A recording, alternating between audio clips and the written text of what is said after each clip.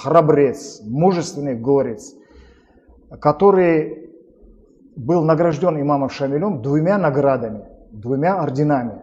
2 ордена, это говорит о том, что это незаурядная личность. Он был обычным воином или какой-то? Это был воин, возможно, в определенное время он наибствовал в каком-то обществе. Это был храбрец. Храбрецов было очень много, но Байсунгур это тоже выделяется. Он потерял, как я уже сказал, конечность, потерял глаз, не лежа где-то у себя дома в Сакле, да, а именно на передовой. Поэтому честь и слава этому чеченскому. Правда, что он потерял руку, ногу, еще вы говорите и глаз? Да, это мужественный человек, который был всегда на передовой, и, конечно, потери такие говорят сами за себя, да.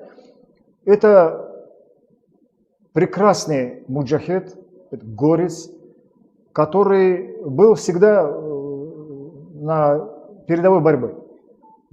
Этот человек своей борьбой, своей жизнью, своими потерями, своим здоровьем заслужил, чтобы мы о нем говорили только в светлых тонах,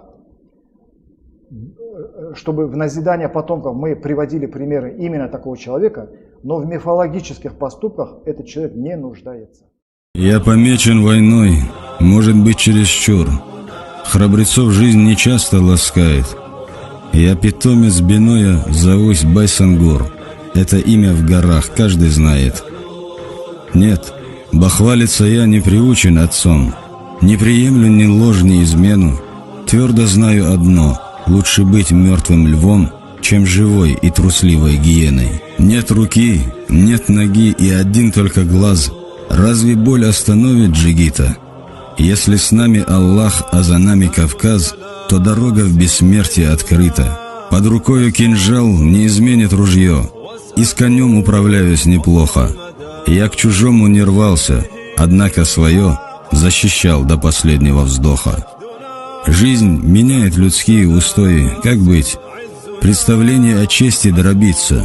Кто-то думает, может чуть-чуть уступить, может быть кое-чем поступиться.